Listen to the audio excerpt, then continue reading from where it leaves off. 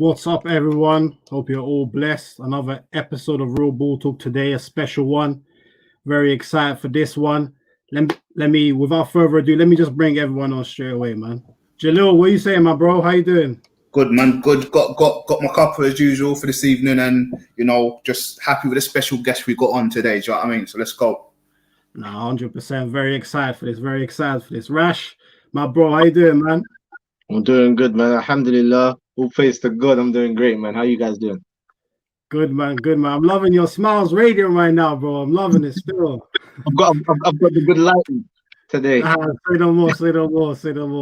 And without further ado, obviously, our special guest on today's show, Pippa. How you doing? Thank you very much for coming on. Oh, you're on mute. Sorry, that's a rookie error. I should be used to this by now.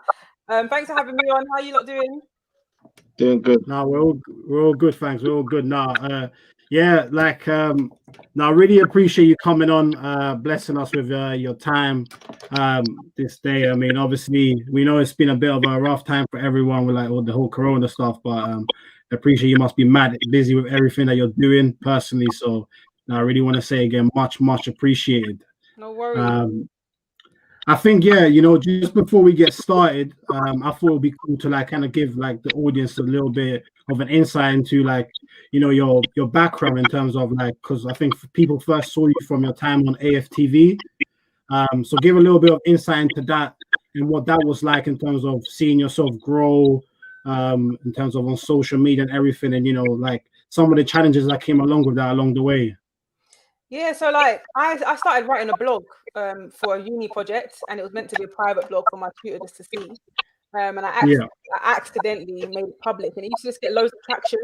And of course, I was talking about Arsenal a lot, but I would also talk about transfer rumors and Europa League and Champions League, and then it just got a lot of traction. And people saying start YouTube, and I didn't know where to start. This was 2013. So obviously I started doing my research on YouTube, seeing what other because there wasn't football channels around. So I looked to see what was there, and I found Aftv and I found Copper 90. And I was like, okay, this looks interesting. And obviously I'm more focused on Aftv because of Arsenal.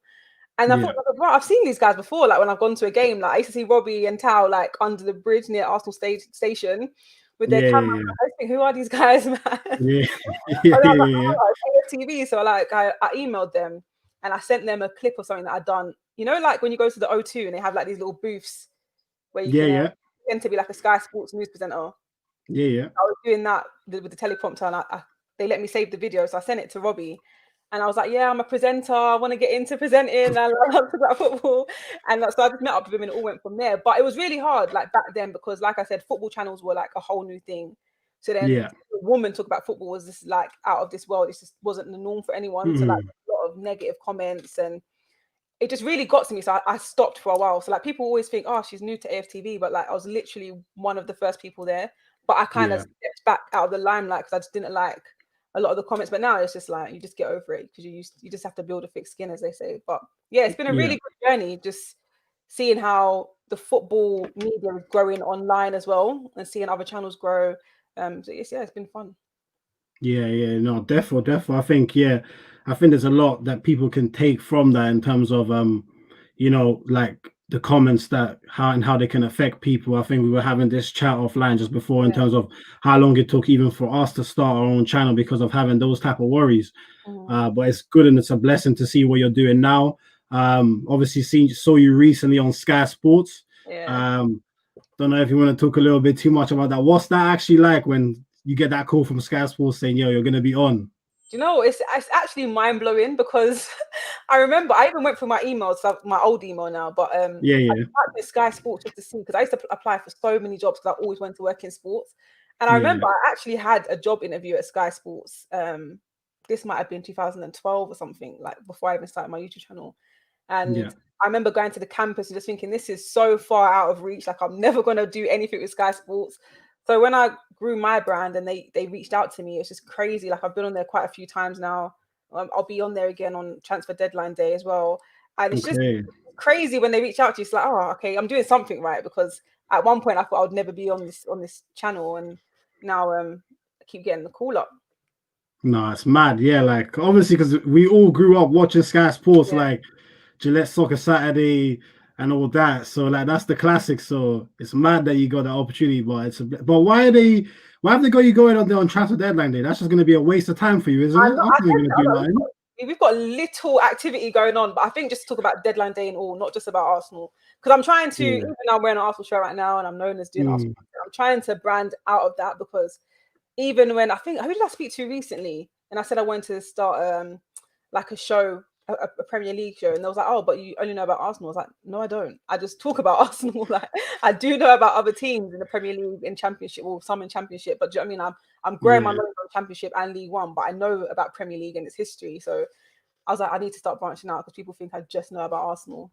Yeah, no, definitely, because obviously, that's where you get seen like the most in terms of the exposure. So people made that wrong assumption. So, but that's why you were even asking us beforehand, are we all Arsenal fans? And we all are, but if you see, none of us are wearing the gear. Yeah, no, but it's like I can't help myself, man. I even said, what's the wear for the podcast? And I still just pulled out an Arsenal shirt.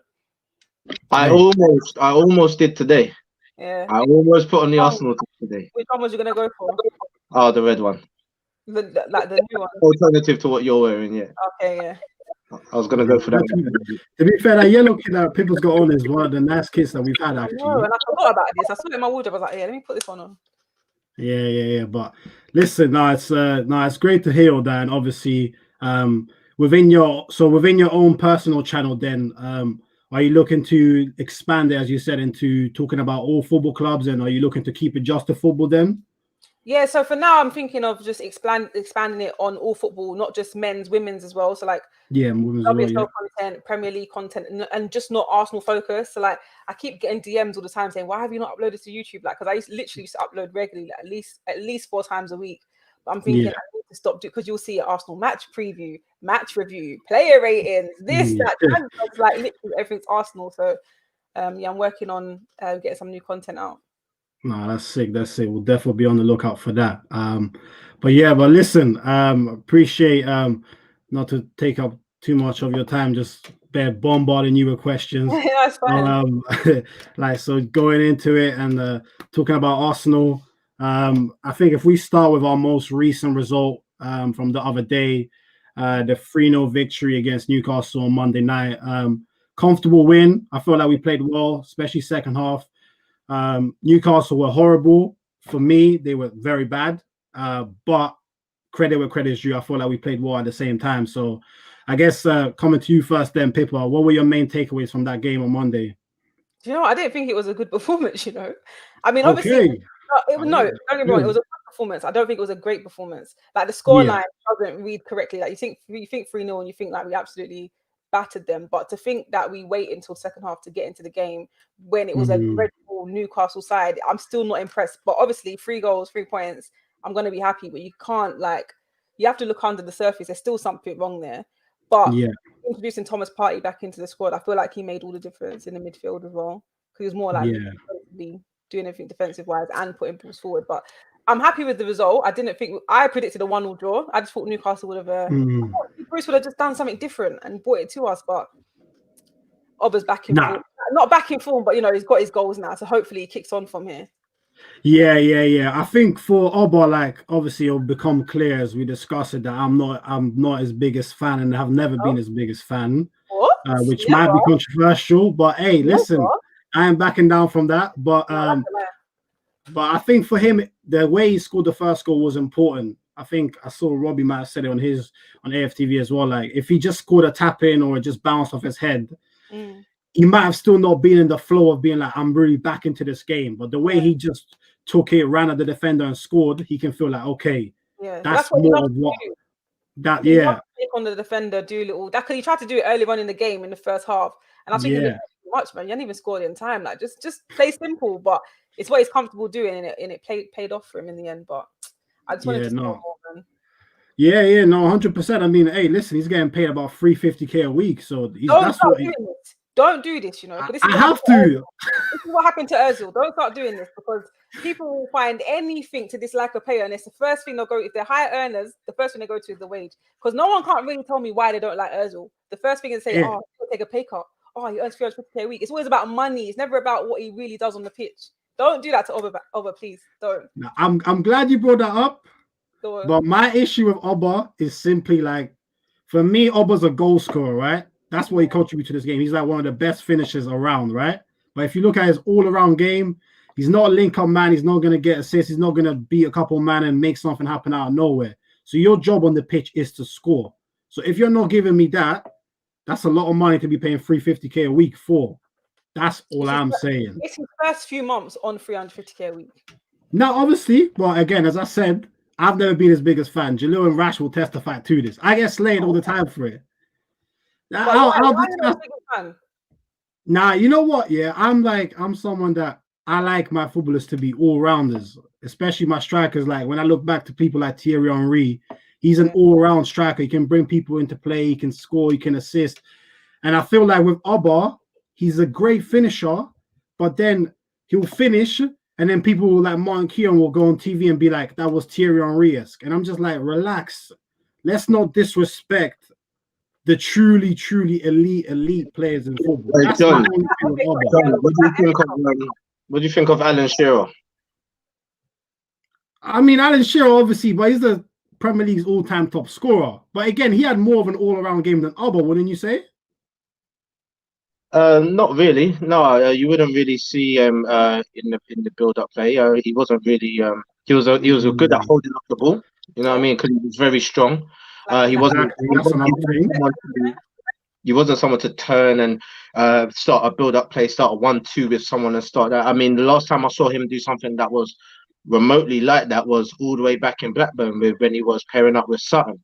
So in regards, but at the same time, as prolific goal scorer, like you said, the Premier League's top scorer. I think the best English striker of all time, and but he is not an all-round player. You won't see him busting his gut, getting up and down the wings, getting from box to box. You won't see him in the build-up play as well. He's a straight hold up the ball man, or play it into me when I'm in and around the box. I hit it as hard as I can, and it's going into the top of the net. And you got to appreciate that about a striker. You see, but I never said I don't appreciate that. I'm just saying there's levels to everything. And some Arsenal fans were putting Oba on a level he was not on. That's what I'm saying. I mean, there's Arsenal fans. Half the Arsenal fans are still telling me that Oba's a striker, and then the other half are telling me he's a left winger. They still can't make their minds up about what his best position is.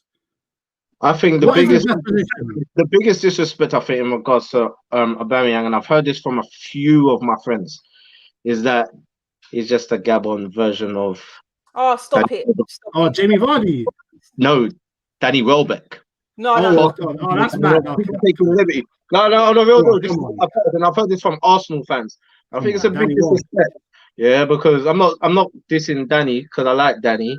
Yeah, but at the same time, Aubameyang's levels. If we was talking about who is a top player in our squad right now or world-class player in our squad, he's probably one of the only names that you'll call right now. I have to question you on that as well, because you said that he just doesn't do it for you as a striker in this modern game. So who in this, you're talking about Alan Shearer, Thierry Henry, who in this current climate is a better striker than Aubameyang? Yeah, okay. First, I'm going to say, obviously, you got the people like Aguero, Suarez and that. But second, Aubameyang doesn't even play striker anymore. That's what I'm saying. Currently, you doesn't even play striker. Aguero's almost finished. Suarez left the Premier League about how many years ago? Currently, right now, who is a better striker? In the Prem? Yeah. Harry Kane? Okay, fair enough. I didn't think you'd say it though. That's right. Yeah, I ain't got a problem going with the bias thing. You know what I'm saying? But also, like I said, I'm gonna throw it back to you, Pippa. Then I'm gonna come to you in a sec, Jalil, but I have to throw this back. Oba doesn't even. So why doesn't Oba play striker then? Maybe he prefers playing on the left wing. That's why he creates more. He likes running at defenders, and he likes doing a little cutting in the drag back, or sometimes going all the way in and curling one in. He likes playing from the left-hand side. I'm not saying he doesn't. So you think it's his decision that he plays on the left rather than the manager's? I actually couldn't tell you. But under 3 different managers now, he's played left wing, no? So it must be his preference. Exactly. But I'm saying it's either his preference or that's where they see him best. That's all I'm saying. I'm just making that case that on the left wing, he's mad productive numbers-wise. But so where does Rashford play best? Because I see him play on the left wing sometimes. Sometimes he plays up front. Yeah, Rashford's best on the left. Okay. So is Rashford a striker? Is Rashford a striker? No. Don't lie. He's a striker. Rashford's a striker. He's a striker. Nah. Hey, listen.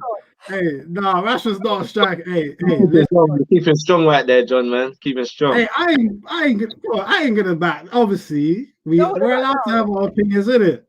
You know, obviously, people might think I'm mad right now.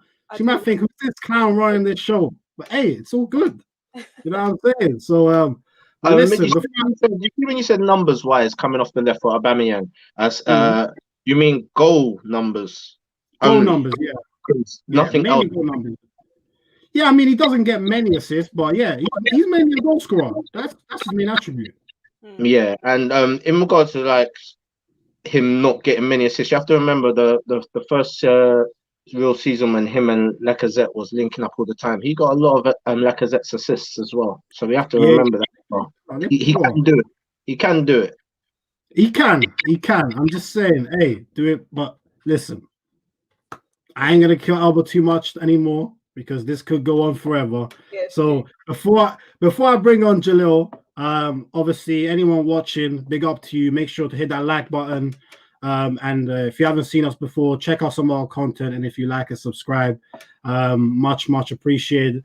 Jalil, man, let me come to you. I'm seeing there's a lot of comments coming through, so I'm gonna read those out in a sec. But yeah, Jalil, what did you make of the game? Because obviously we drifted off into my Alba agenda type of thing that obviously, man, know I got a little bit of that. So yeah, man, what did you take away from the game on Monday? Do you know what? Yeah, for a second, I forgot I was on the show, because that was so entertaining. That was so good.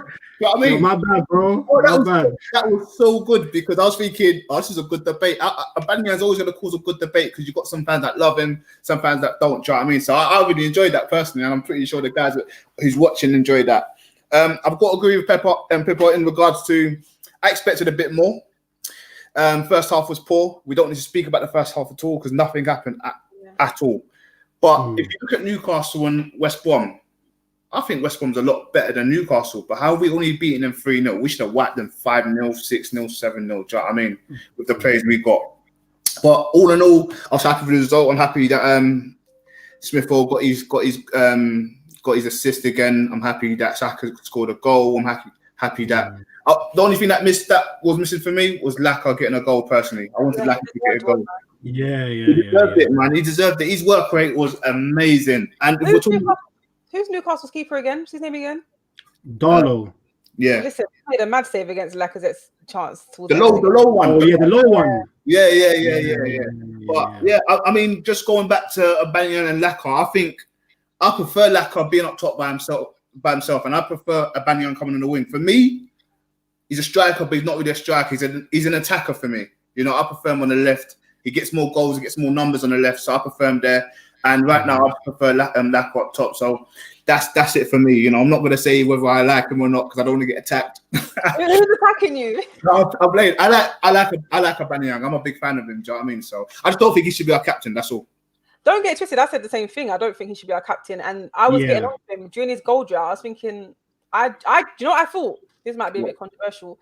Remember in the international break, remember before that he had a roll on his ankle against Sheffield or something like that. And it went away to Gabon. And then obviously he made the Instagram videos about sleeping in the airport. Yeah. Don't judge me, but I just feel like someone cursed him, bro, and said, listen, I'm going to put for shame. You're enjoying trouble. Obama who? You know? Then no goals were coming. Not really. Not from set play. Yes, true. It's true. That's a fair point. That is true. That was mad how that happened, man. That was mad. Yeah. Now, all right, let me start reading out some of the comments. We got Andrew, big up. Andrew saying, man, them stop talking about Ozil. He's not one of us anymore. Hey, Andrew, big up, bro. But listen, we're going to talk about him in a sec, so my bad, man. He hasn't left yet. Trust me, exactly. Mr. PK, big up to you, bro. Big up, saying big up, Pippa. Hey. I'm just saying, fam, lack of best striker at the club. No one can tell, man. Otherwise, hey, opinions. DJ Man is saying big up to Pippa and shout out Roberto. Big love to you, my bro. My guy. My brother saying Aubameyang is never a striker or left winger. He's just, I'm not, all right, cool. Listen, Pippa, listen, that's my brother, really. He's just going to be, he's a United fan, so he's just going to be trolling this whole thing. So just ignore him, innit? What was he saying? Andrew's saying, Pippa, I rate you. Obviously, big up yourself on Laka's the best striker of the club, not Oba. Wait, did I say again? That? I didn't say No, that. you never did. You didn't say that. You never did. Definitely didn't. Never did. But hey, you see, that's what I'm saying. Things are taken out of context. Yeah. Marshall's better than Oba. Boy. Nah, I'm not to that one. He's not at all. Yeah, listen, my brother's just a pure troll, and we got Johnny Sins here saying, David Lee, hey man, like, hey, what? Big up to you, bro. Big up to you, man. Johnny Sins? Bro, if you know, you know. If you don't, you don't. Keep it moving. But listen, on to the next thing. I think we don't want to go on to that result too much because, as you said, as we've all said, I think it was expected rash. That's why I'm going to come to you next, bro, because it's kind of like an overlap and it covers two things at once. Touching on that game on Monday, Emile Smith Rowe did bits. So it's kind of on to the next thing, which is giving me your takeaways from the game on Monday in terms of the result and the performance. Do you feel like Smith Rowe's performances mean we no longer need to sign someone as a creative midfielder? First, few comments in regards to the game. I agree. First half was really disappointing. With the amount of action we had in the final third, the final product, the end product was just too poor. The final ball was always just too poor. It was always a bit behind, always a bit ahead, or the shots was a bit off target. The goalkeeper, Newcastle goalkeeper, though, he did pull out a good few saves first half and some amazing ones in the second half. He was down to be second keeper, man. I'd say sweep him off because we definitely need a new goalkeeper. That's one thing anyway, for our second. But I thought it was besides the first half being a bit lackluster in the final third, I thought it was quite a well-controlled game. We was never under any pressure. I'm never afraid of Andy Carroll. Them men don't score. It's no, seriously. But I feel like the defense handled Andy Carroll and what's the guy's name again? Striker. Callum Wilson. Yeah, Wilson. I think they handled them very well. Again, Holden had a great game again. And funny enough, like, I'm not a big fan of Luiz, but I do find that when he is at the back a lot of the time, especially in games like this, you find a steady Holding. Do you know what I mean? And the back line seems to work quite well recently. I know it was a bit of a weird one in the opening stages of his career at Arsenal, but I think he's kind of molded into the kind of defender that we need at the back right now, especially when we need you to fill into the spaces for Gabriel. He's doing the job. He's bringing confidence in the team, and he's very solid. So I was impressed with our defenders. Not that they had a lot to do, but they just kept their strikers ushered and kept them into small pockets, you know. And the build-up play, I believe, was really good in the second half because of the final product. It's like in halftime, it's like Arteta says, all right, we need 20 shots. Don't care if they go in, we just need 20 shots. And it's like they were just trying to hit that number. Happy that Aubameyang's back on the score sheet. First goal was amazing. It was like he didn't have a dip in his form or any confidence issues at all, the way he took that. And even the second goal that he scored, we need him for that. That's what he's been missing. Them little poaching goals as well around the goal. It's these little ones that up the count, that get him up to the 23s and 24 goals a season. Do you know what I mean? And that's what we've been missing from him. Because in these hard games, we've only had those type of opportunities, but no one's really been there to pull it in the net. So it's good to see him back on the score sheet. Saka and Emile Smith Rowe, again, they're the new wind of life in the Arsenal right now. We've needed those young guys to bring in some new blood, some energy into it, and they're doing exactly what I know we expected them to do, because I know a lot of us have watched them develop from young guys. Well, they're still young now, but from younger guys, you know, and they've molded into the players that we know they could be, and they're true assets to the team right now. Going on into the question of now we've got Emile Smith Rowe, do we need to sign a offensive midfielder? Yes, 100%. Like still the young guy still, you know what I mean? You don't want to burn him out. He could get injured. He does have a few injury problems as well. Plus, sometimes things get on top of people. You don't want to put too much pressure on the lad. you know what I mean? He's doing well. You want him to keep enjoying his football, to keep bringing that flair into the game, because it's only when you're enjoying your football that you can be as creative as he is being at the moment. You see it with Ozil. When he was playing his best football, he was happy on the pitch. He was never miserable, you know. So you don't want to put too much pressure on the little lad's shoulder. You know what I mean? I definitely think we need another attacking midfielder, central attacking midfielder to compete with him. For both of them to compete. You know, I see we've been looking into Brendia, Isco, Brand. Also today I heard that Odegaard has become available as well. He's put in a loan request as well. Looking at them two guys at similar age group, he's 22, I think Smith Rowe's 20.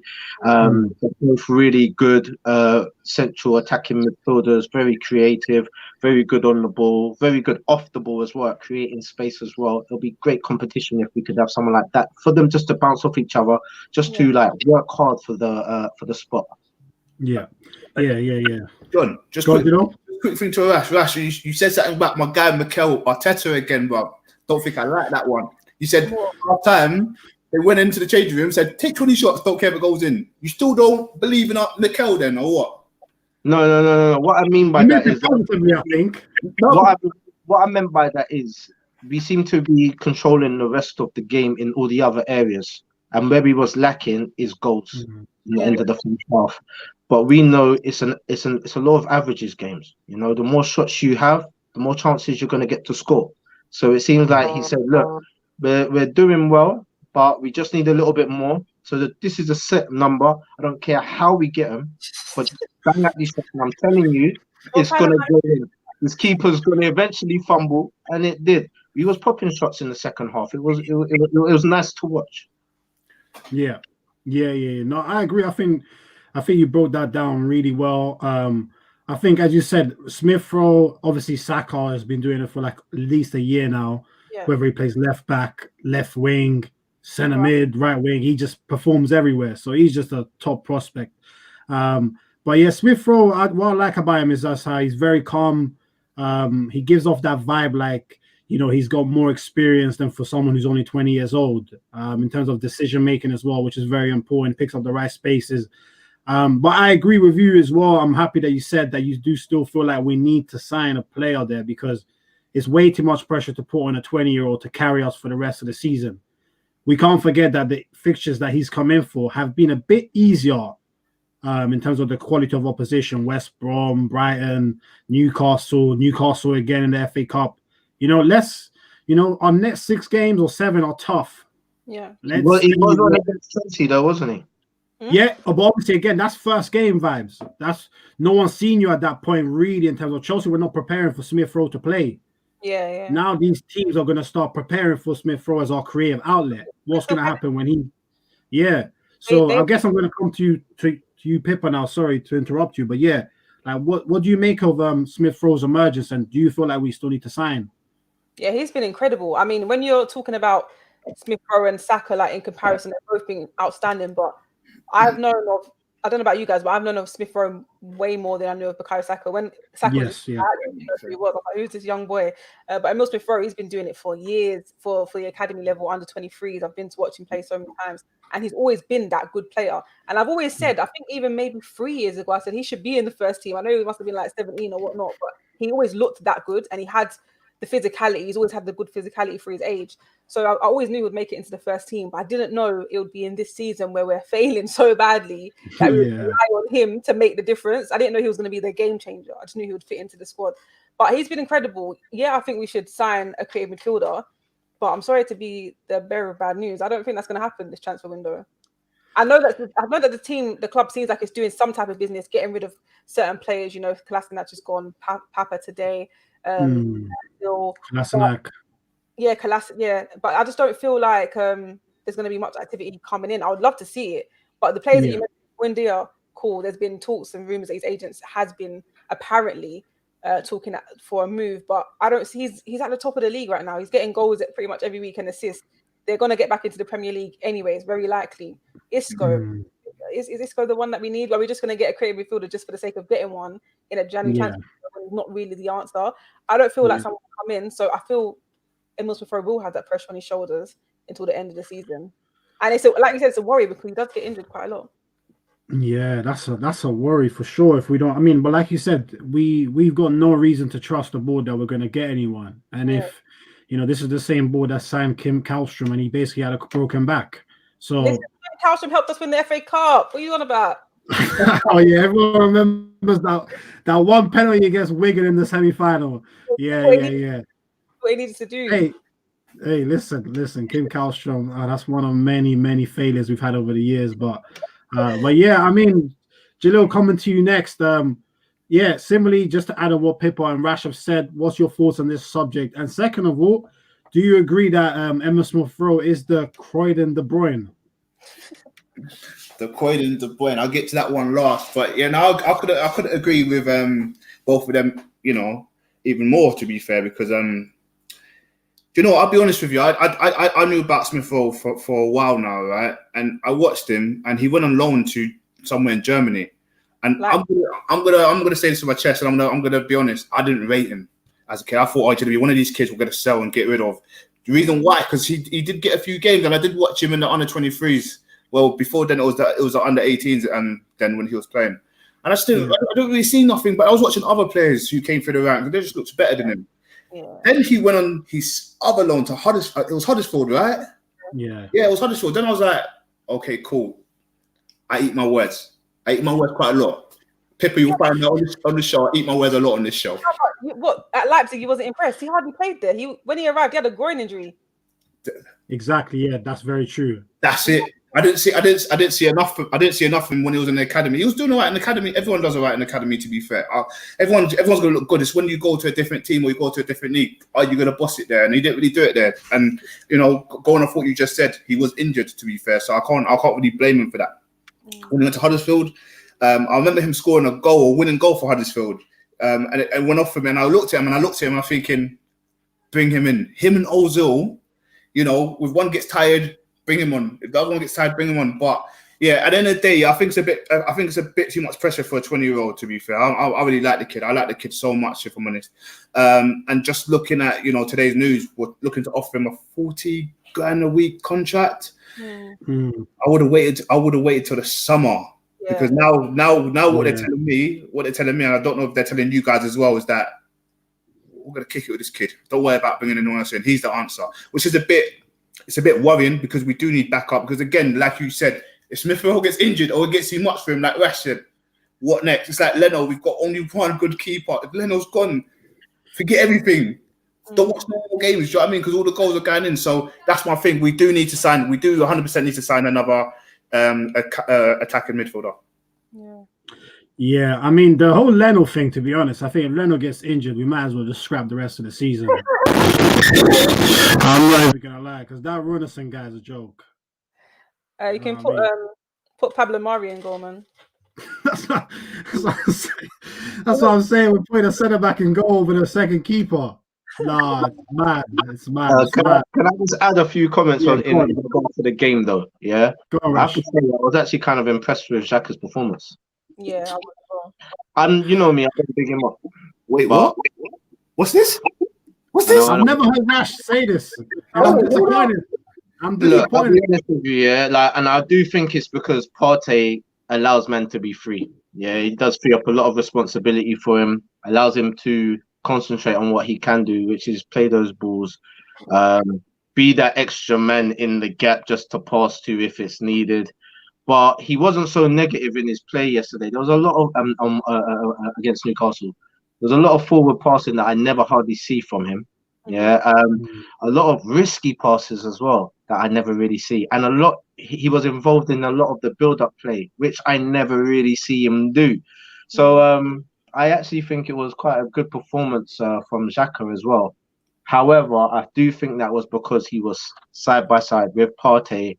Then you've got someone of that caliber next to you doing everything that you kind of need to do. So whatever you do is just it's like icing on the top of the cake. It's just going to look nicer anyway.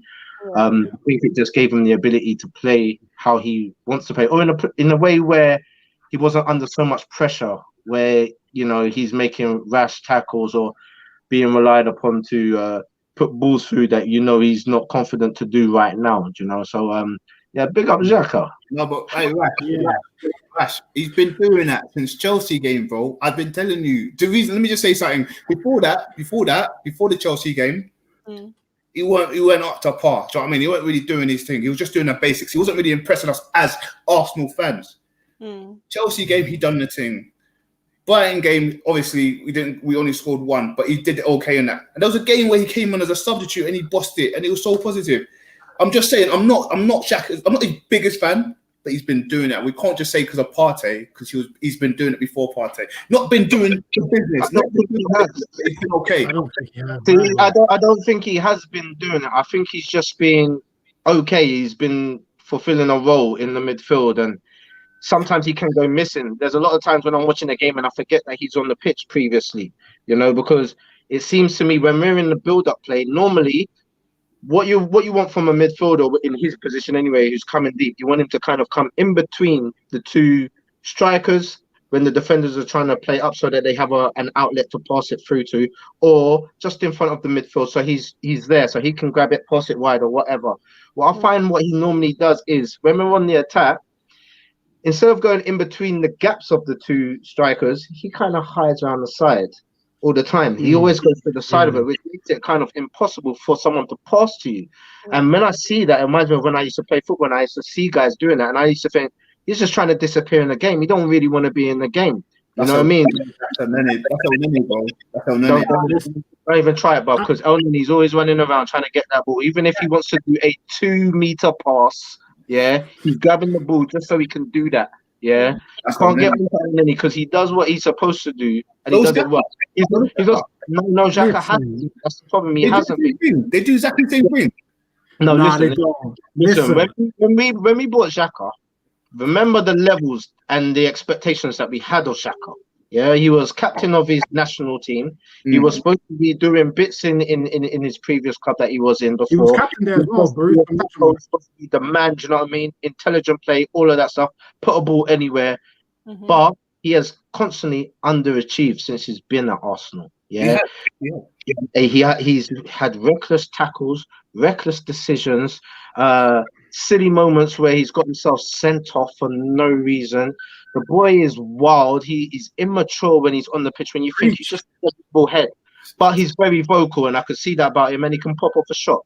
Yeah, he hasn't been doing what we expected. It's only in the last 4 games that I've actually said, "Well, okay, I can see a player again in you. I can see the player re-emerging." I didn't like the fact that it came off of the back of when he scored that goal against Chelsea, isn't it? Yeah. That's when he all of a sudden came back on camera and he seemed a little bit cocky, and I thought, wow, you was hiding before, not even apologizing for going off the field. Okay. So he's here, but since then he has been. What can I say? He's been a player that I don't mind being in the squad anymore. I don't mind seeing his name on the first team sheet because I think, well, when he's alongside Partey, he's gonna do an okay job. But even when he's alongside Nene, I think he's going to do an okay job. It's when he's with Ceballos and that. He's just, it just can't work. It's just two loose guys in the centre. Do you know what I mean?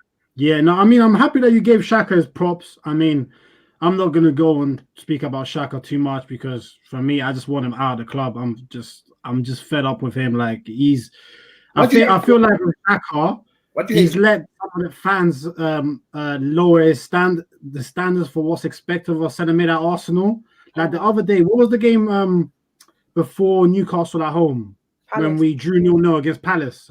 Palace. Now people were bigging Xhaka up for the number of tackles and interceptions he made.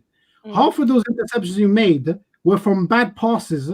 He lost the ball in midfield.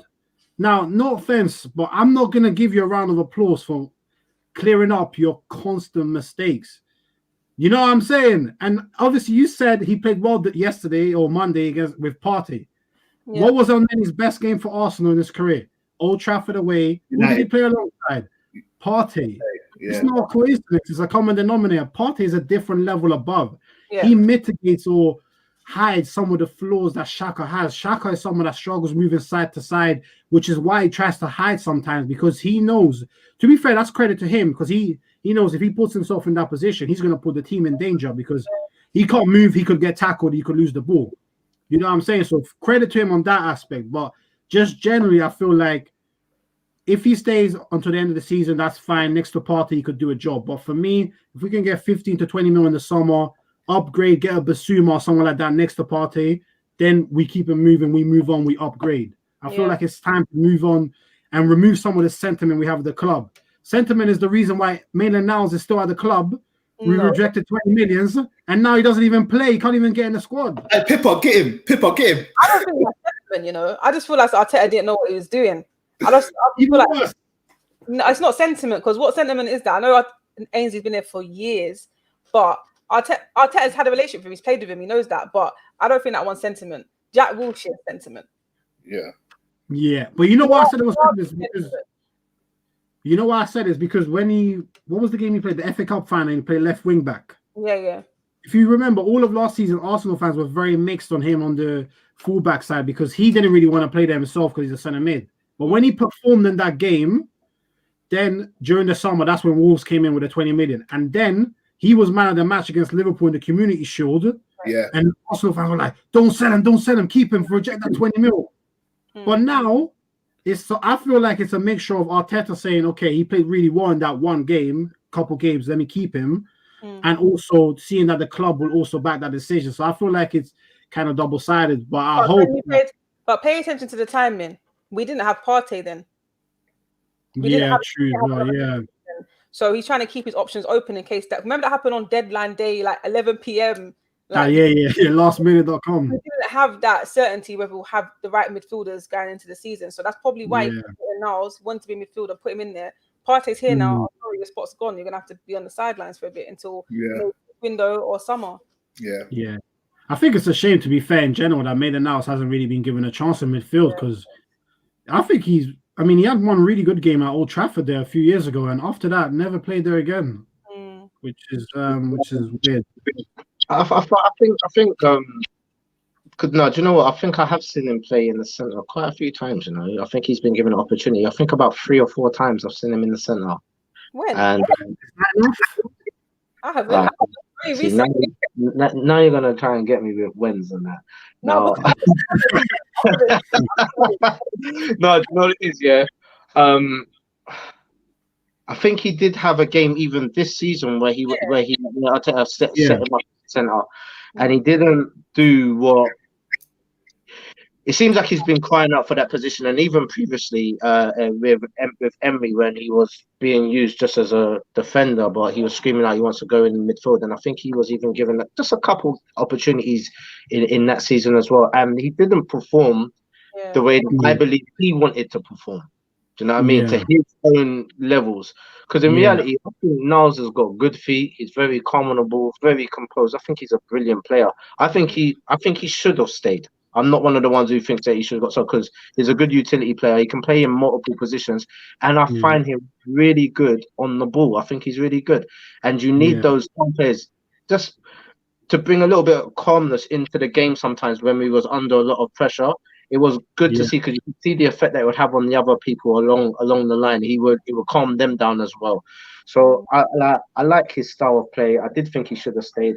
It is sad that he's not going to get the opportunity that's needed right now in the position because it's been filled. However, I think he can do a job in the back, and I think he can just be as good as a squad player like El Neni. Sometimes you just got to take that role, and he's had that role since he's been in the first team. So that's you just got to own it and just be happy that he's at a club like Arsenal. He's getting paid for what he's getting paid. Most people will relish the opportunities that he has, and I don't think he's ungrateful for it. I think he's a good kid, and I think he should just keep up what he's doing. I think the thing with Martinelli, I think what I like about him, the same thing you guys have said about him, is his composure and he's relaxed. You mean Maitland-Niles? Maitland-Niles, sorry. Maitland-Niles. That he's composed and he's relaxed. Not El Neni, fucking no, son.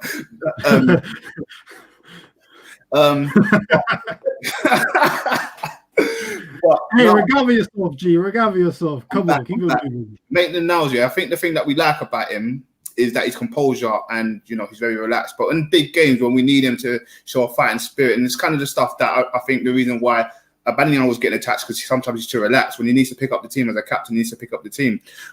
That's the thing I think a lot of Arsenal fans don't like Miles for. But at the end of the day, I'd keep him as well. I'd keep him as a backup. I prefer him on the right than to the left, because on the left, I'd prefer him to cut in sometimes. But he can't cross on his left. He's not the strongest on his left. He can do it. He can do a bit on his left, but I prefer him on the right. But now that we've got Cedric, as this comment says here from Mr. PK, boy, Cedric had a good game. But again, we've got to think about one thing, and everyone keeps saying it to me. It was only Newcastle. Is he going to do it again? Is he going to do it against the Evertons? This Leicester's, the West Hams, or the big guys like Cities and Liverpool. So I'd keep, regardless of, Cedric. I like Cedric. He's all right. But if I'm honest, I want a bit better, in that position. I want a bit better than him and Bellerin and Niles. But yeah, I'd keep Niles. Yeah. I mean, go on, Pippa. He done it against Norwich on his debut. Yeah, that banger, isn't it? Oh yeah. On his left peg, innit? It was left peg, innit? Yeah. I think yesterday was the second game after that. But Norwich got relegated, but we won't go there.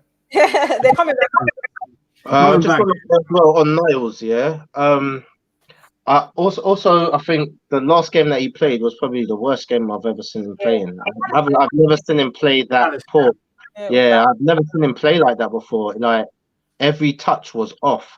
Don't know what was wrong, but at the same time, compare him to some of the other players that we have and their off games, the Mustafis and the Socrateses of the world, and the type of mistakes that the Xhakas have made in their careers with Arsenal, and we've still got them. All right, a couple men are leaving. Do you know what I mean? But look how long we kept them, and they was doing those mistakes every game, probably 3 times a game. So compared to them, Niles has definitely got to stay. Yeah. I mean, I'm just saying. I feel like if we can get 20 million from him, it might be something where we can get a proper backup left back or a proper backup keeper. I think could we promote a youngster? Well, it's just an option, I guess. But yeah, I mean, he wouldn't be the first one I'd look to kick out of the club. Let's just say that. But yeah, plus, we need the left back right now. Yeah.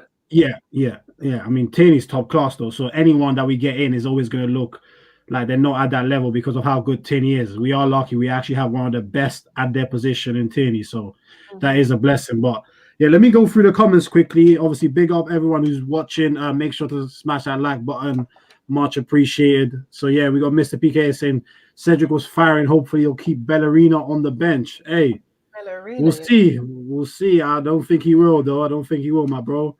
Relentless, big up to you, bro. Hope you're well. He's saying Cedric's our best right back. Hey, a lot of people are saying this. I don't know if it's people getting carried away after one game or whether he actually just deserves a run out, or a consistent run of games. So it'll be interesting to see. Saying Mr. PK saying agree with Rash. We need a cam to compete and to provide option. Yeah, agree with you. He's also said City are winning 1-0 against Villa. Thanks for the update. Who scored? That's a big result for City, actually. Relentless says Xhaka's not a footballer. Hey, maybe a bit too far, but hey, just get the money and get him. 2-0. Yeah. Who scored? Okay. Bernardo Silva and Gundogan. Gundogan again. Gundogan penalty. Okay, cool. There's too many pens this season. Mr. PK, Partey's a baller, my Ghanaian brother. Hey, big up Partey. Hey, Relentless is from Ghana too. Hey, we got Ghanaian brothers in the building, it looks like. So, big up. What we saying? I think, 2-0. Listen, but yeah, so no, that's all good. Hey, guys, so the next one I think is more like an enjoyable one. It shouldn't be too long, but it's more, again, mentioning him again, Ozil. With Ozil departing Arsenal, I thought, you know what? Let's have a think about, who are the best players to have played in the Emirates era. Let's leave Highbury out of this. Let's just focus on the Emirates times. It hasn't been the best. There's still been some great football on the way. There haven't been the top honors. There's been mad embarrassments of Bayern Munich, Liverpool. Let me not carry on, but we've had some top players at the same time. And I guess I'm going to start with you on this one, Jalil. I've put 4 of them there, but I just want you to give me your top 5 players of the Emirates era in order. And no bias like Snake and Van Persie and that. No bias. Don't get you. No emotions in the way, yeah? Oof. I mean, if you're going to put Ozil there, you might as well put Iwobi there, do you know what I mean? I'm playing. No, I say one. I'm about to remove you from the stream. Hey, Pippa, you understand one thing? I say one crazy thing every episode. I love Iwobi, though. Don't get twisted, but that was a bit wild. Yeah, I know. Yeah, man. Was it Shelvin? Is Shelvin not there? Okay, cool. Is this couldn't see everyone on the screen, so you're gonna have to get a bit of your memory as well. Is this based on preference or opinion or actually who I yeah. Fabregas is first. Okay, thank God. Alexis is next. Okay. It's difficult between Robin van Persie and Ozil next for me. How is that difficult?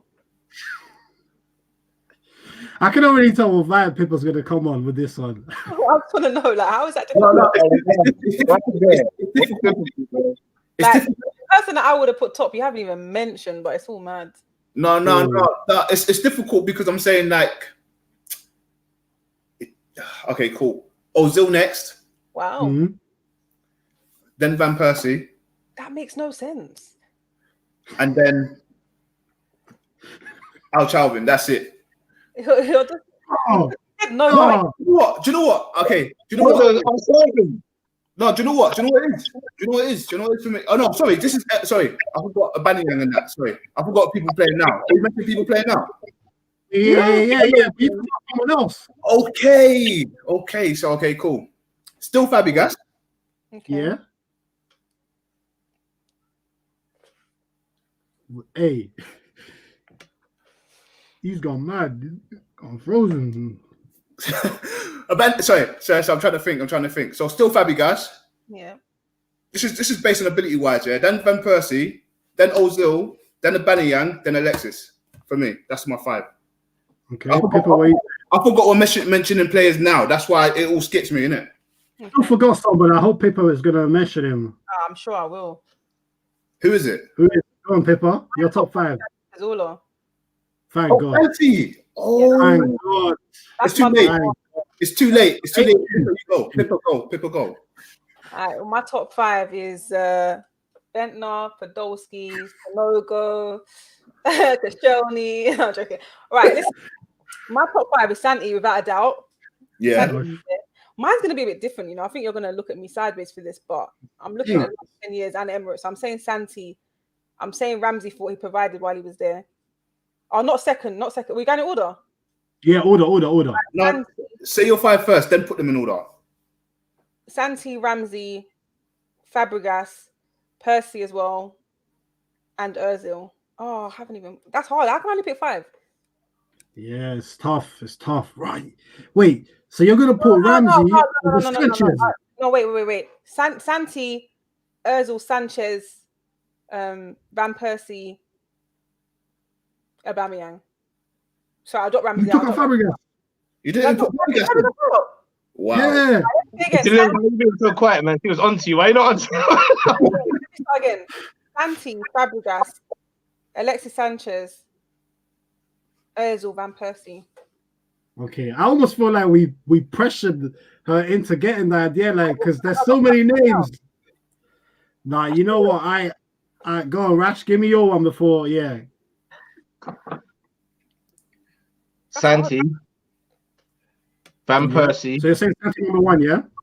Yeah, Cazorla, Yeah. Van Persie, Sanchez. Mm-hmm.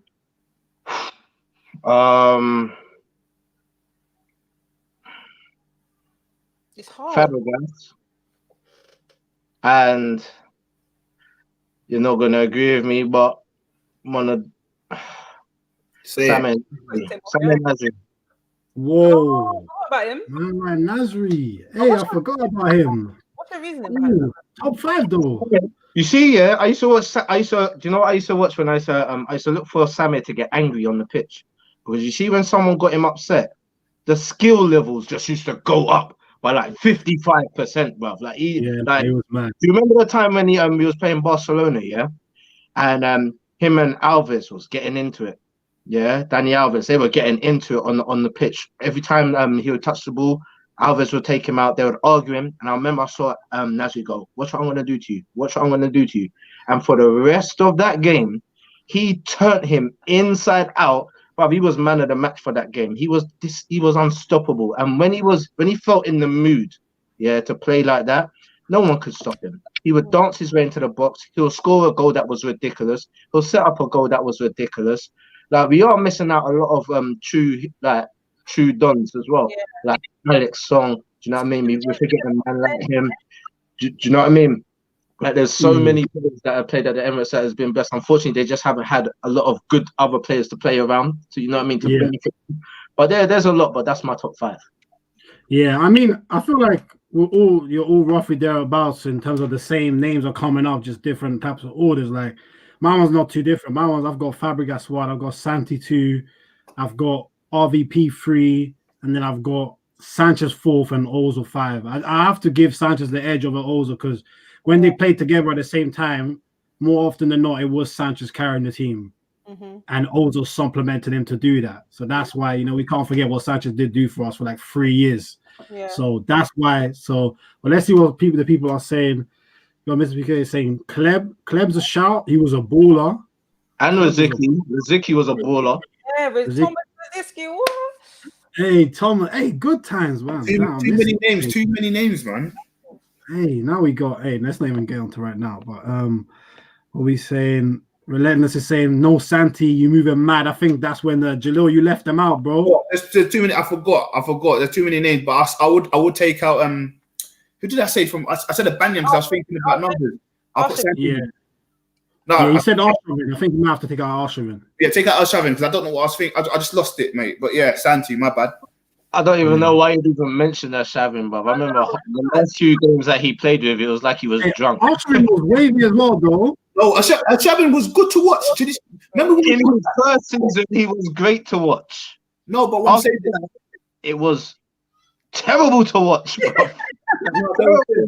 I just be like, why does he do that? It's like he runs like this. Yeah. There was a season where he had a good season. I think it was that season where we were 4-0 down and he came back and banged 4 goals and he ran off like that. That's what he banged against Liverpool. I think it was in the Champions League, wasn't it? Yeah. No, that was Premier League. That's Premier League. Liverpool, Premier League. It was a big game, though. Yeah, Liverpool. It was a big game. Yeah, it was a big game. Liverpool, Premier League. That was a good game. Yeah. Because I remember that game because I was traveling up to the West Midlands that week. I got family up there. Don't ask where. But I was up in some little bumpkin pub in the middle of some countryside, and I was the only Arsenal fan, and all of them was like Liverpool and all that fans and that. So I remember that game specifically. I was sharp scoring. I just thought it was Champions League. Was it a league game? Yeah. League game. 4 shots. In a late kickoff. Yeah, 4 shots. Yeah, it was late kickoff. Yeah, it was late in the evening. No, I remember that game. It was a great game. 4 shots on target, 4 goals, mate. Came on as a sub as well, so done well. Come on. But yeah, we got Emile saying yes, Pips. Yo, Emile. Big up Pippa for coming on. Obviously, much love. My bro's saying Santi, Fabregas, RVP, Ozil, Sanchez. Same as mine. Yeah, same as yours. Relentless saying Alexis is top for me. Okay. Okay, I can understand that one. My bro's saying OMG Ramsey. Don't worry, she took him out. That was more sentiment for me, but I took him out, man. It was more of a sentimental thing. Yeah. Very underrated, though, I have to say. That's the debate for another day. Let me not get started on that one. Trophy winning games. That's why, innit? It's sentiment. Like, you won a trophy, so I'm gonna feel like I owe him something. Exactly. Yeah, I don't mind that one, but yeah, Relentless saying Theo scored 100+ goal for us, but he ain't in the top 5. And bro, Relentless, I'm not even gonna lie to you. I didn't even think about him at all. No, because he doesn't to be there. He's not top 5. That's why. 100 goals over like 10, 12 years, bro. And how many did he miss before he banged 100? And I swear he only scored 1 goal with his head. He don't even use his head. Yeah. And he wants to be a striker. Sorry, I love Theo. Big up Theo, 10 years and all that, but he's a Southampton boy. It showed when he celebrated against us the other week. So yeah, you know. Yeah. I was like, Theo's like that. Okay, say no more. Mr. PK saying Nasri, Pagan. There's so like many Sam people, yeah, because Van Persie's won as well. But who cares? It is what it is. And Percy, what he did was the right move. It was the right move, but he's still a pagan for that. And you would have done the same thing, Rush. And my man then would have called me a pagan. I would have had to accept it. All right, say no more, say no more. My brother's saying Theo shouldn't be top 30. Hey. Whoa. I'm sure it's in the top 20, top 15. Top 20.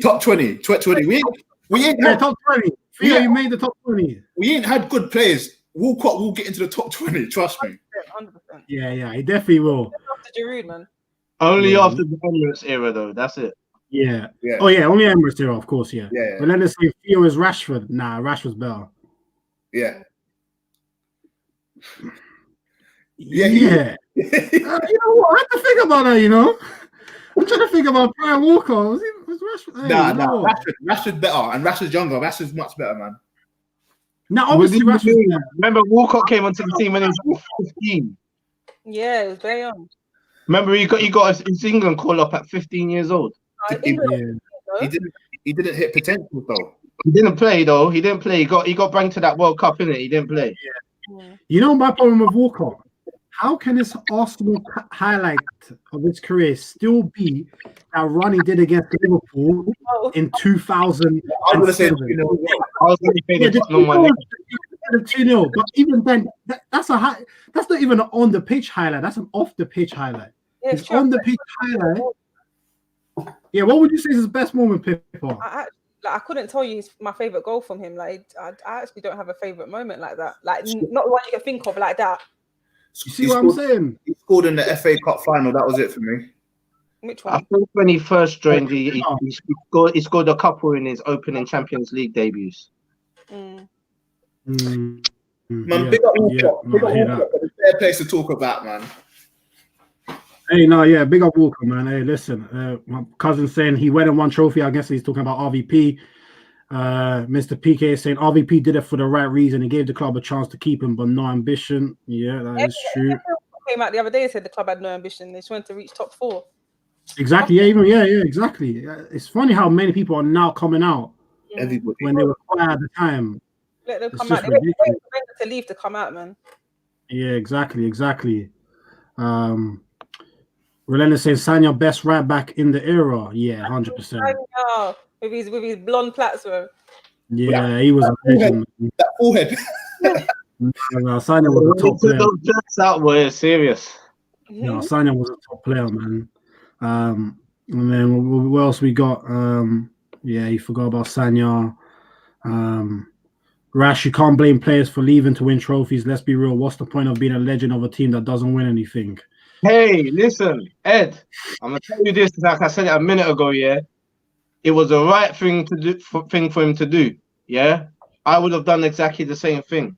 However, going from Arsenal to Manchester United, they're rivals. It doesn't matter what anyone says; they're rivals. So to go to our rivals, it's a bad move as a fan. Do you know what I mean? You can't do that to us as a fan. But in regards to accolades in his career, definitely should have done it. Fergie's there. He won the league. He done his thing. He was their best player of the season.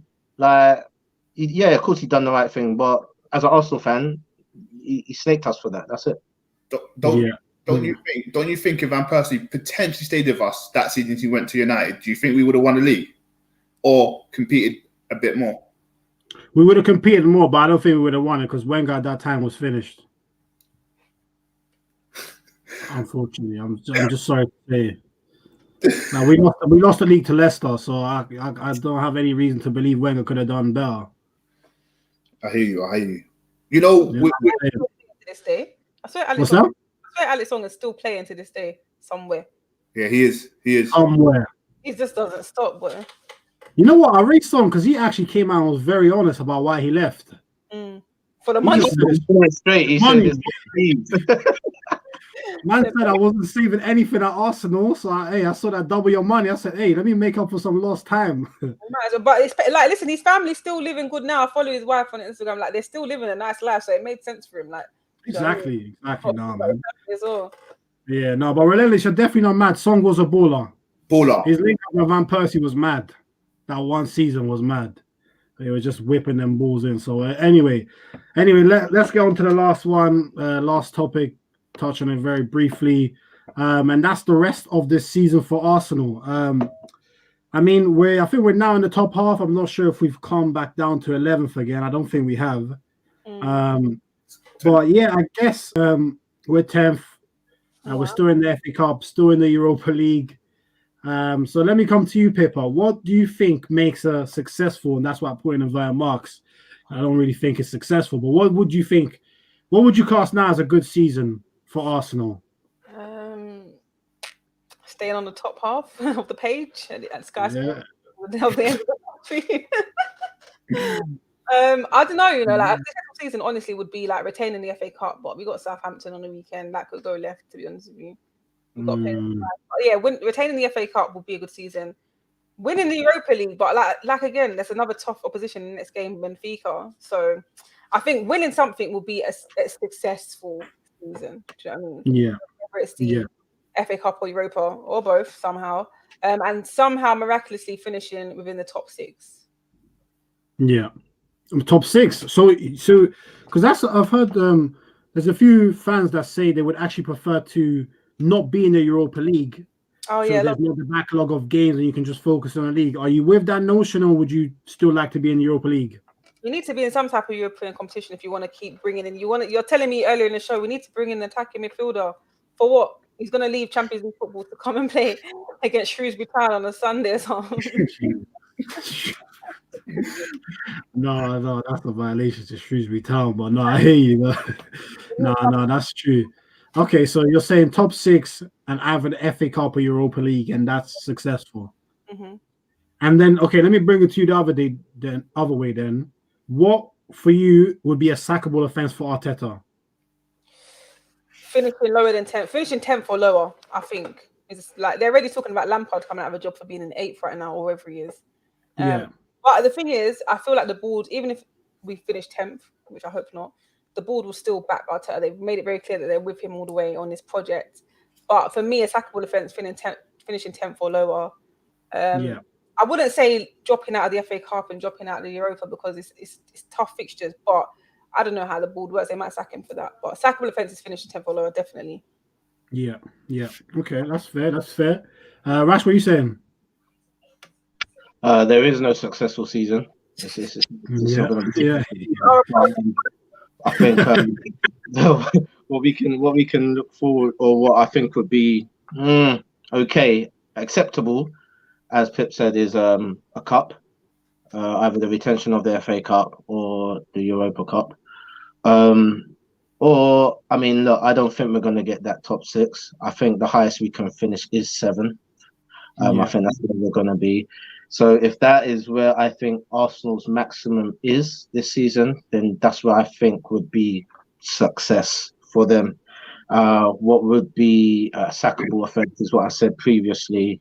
10th is you're out. You can't be finishing 10th in Arsenal 2 years running or close to that 2 years right now. Go. Yeah. No, I feel you on that. I think obviously I wouldn't mind another FA Cup, but I just feel like we're almost getting into that cycle of becoming a cup team. Mm-hmm. Do you know what I mean? And I feel like I'm not saying I want us to go out, but I want to see what we can do in the Europa League. And it's funny enough, we actually got quite a top draw in the Europa League last 32. I think we got Benfica. Yeah. Quite mad. So yeah, hopefully we can get through that. So because I would, if you tell me now we're gonna finish 16th or we win Europa League, I'll take that. Finish 16th. Yeah, we win the Europa League, and then we're back in the Champions League. What about this, John? Would you prefer to be Arsenal winning FA Cups and stuff like that, or would you prefer to be Tottenham finishing 3rd and 2nd with nothing in their cabinet? Wait, say that again.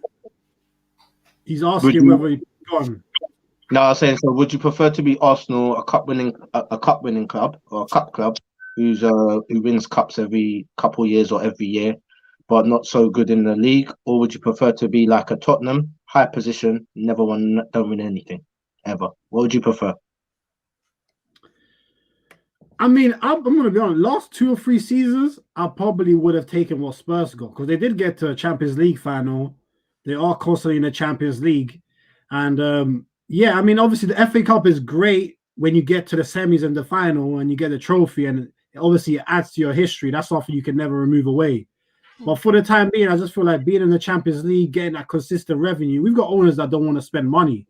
We need any ways of possible to get revenue in. So, and the Champions League is the most elite competition in the world as well. So, but it's so. Would you say you're kind of you think it's more of an achievement to bring in a bigger income at the end of the season more than an accolade like a cup? I just feel like if we want to get back to where we actually want to be in terms of competing for the top stuff, we got to go through a step at a time. And the first step is getting back into the Champions League. Show people that we're serious again. Because, you know what I'm saying? Like, Atletico Bilbao, they won a cup in Spain. No one's going to start taking them seriously now and think, oh, I can go to them.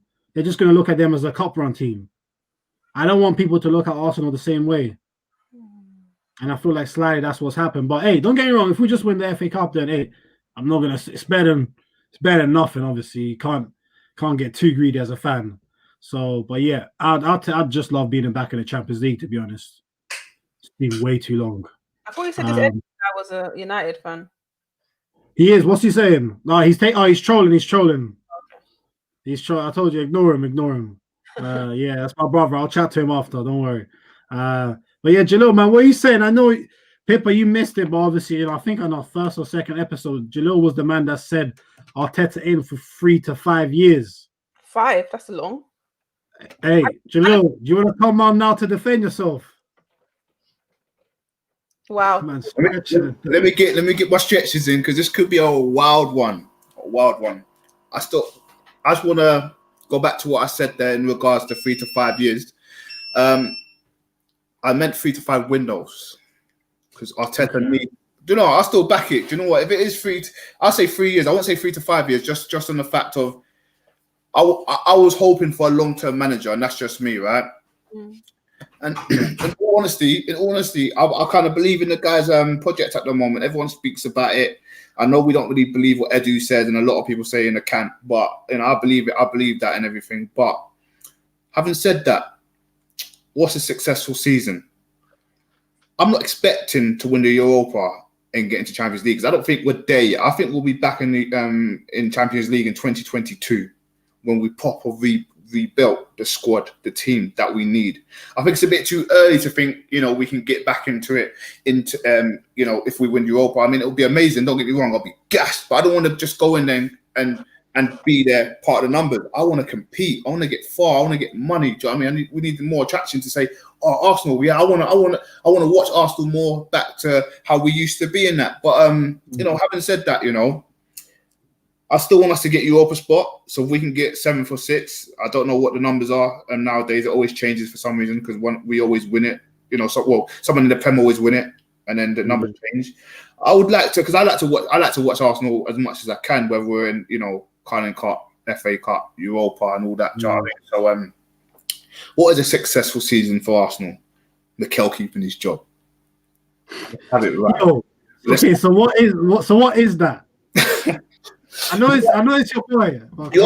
You asked me the other day. You actually asked me the other day. I think we're speaking on the phone or something. You asked me the other day. Under 10th, a sackable offence. I remember you asked me this question, and I said no because he has a plan. But a good season for us, and not successful, because successful will be winning something major. But if we somehow get to, you know, we win the FA Cup again and get into Europe again, and we finish 7th or 8th, for me, that's an okay season. That's just a normal season because we're still rebuilding. I said to you at the beginning of the season, I'm not expecting to do nothing this season to compete with the top 4, to get into the top 4. No, there was no way we were doing that. And I've been saying this. That's why when we're getting battered and losing and stuff, you know, I was upset, obviously, as an Arsenal fan, but I was just saying this is all part of the process. We need to find out our flaws because to be successful, you need to fail sometimes so you know where you need to improve. And that's what I've always been saying. And Arteta's seen that now. You know, I remember you said to me, John, and I think Rash, you said this to me before, is Emile Smith Rowe playing now to prove a point to the fans? Is Arteta saying, oh, I'm playing him now, and when he fails, you know, I've tried everything? No, he actually believes in the kid at the end of the day. You know, he tried different things, and he's saying that, okay, Willian ain't the guy, or whoever's playing in that position ain't the guy. Give the kid a chance, and he's done the business. So we have to fail, and we've been failing. We had a run of 8 games and lost 7 and drew 1. I think it was to Leeds, and we got a man sent off. We have to fail. We failed now, and now we can start piecing the puzzles.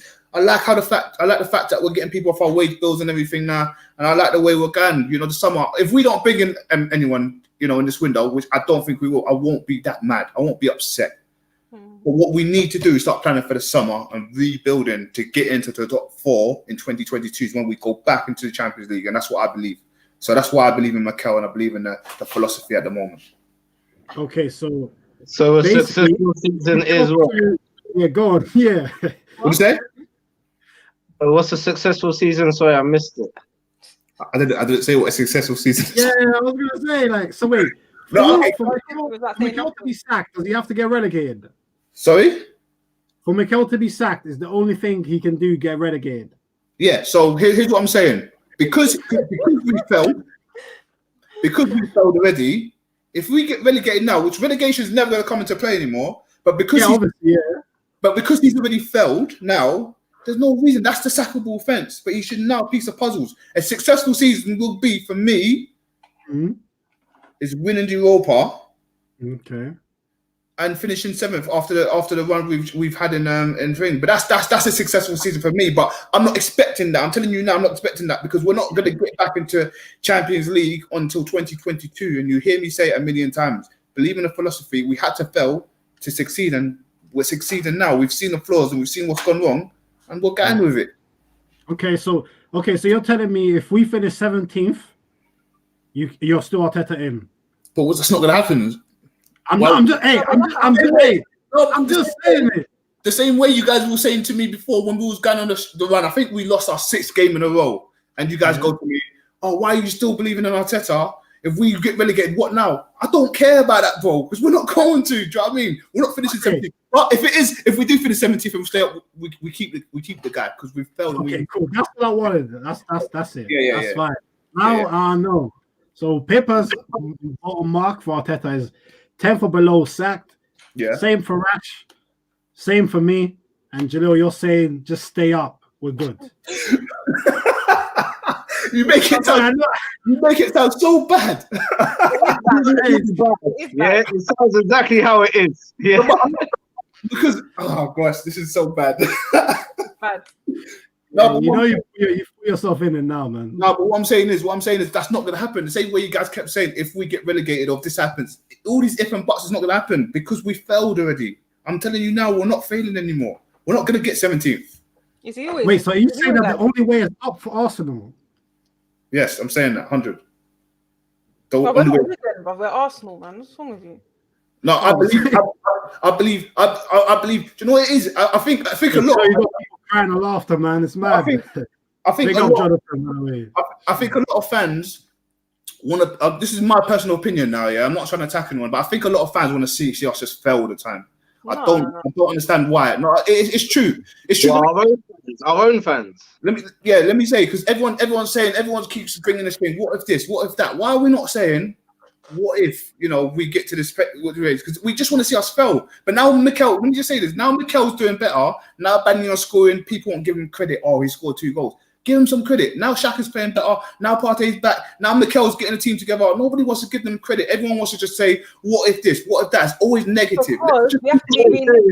It's not a negative, yeah. It's just a question. That man said, what is good for you and what is bad for you? Yeah, it's not for Arteta. It's just that what you said is good for you is very bad for the rest of us. Not good for me. What I said is good for me. What I said is good for me is winning Europa and finishing high as possible. Sorry, what you said was bad for you is a lot worse than all of it. That's what it is. It's not like we're saying, okay, look, Arteta has to finish top 6, otherwise he's out. Because like I said in the last episode, I understand his philosophy, and I think it's good. And I think if he had time at a club, it would be great. It's just that at Arsenal, we kind of need instant fix right now. We can't have it's going to take 5 years for my philosophy to actually start. No, you need to kind of kick in a bit early. And that's all I was saying. But I'm not Arteta out. Yeah, but I'm not Arteta in. I'm just weighing up the results and seeing where we can weigh him out. But if he finishes lower than 10th. Why Let's keep go. him and keep Emery? Has to go. Yeah, so here's what I'm saying. I understand where you are coming from, yeah. But I'm seeing it as this. This is the picture in my head. We're not going to finish below 7th. Just on a run we're going.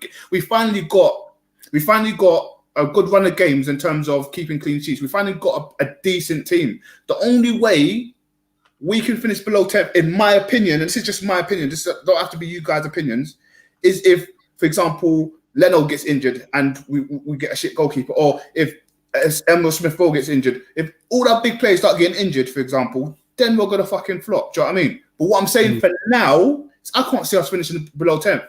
But yes, let's be real. If it is below 10th, it is a sackable offense. But I understand.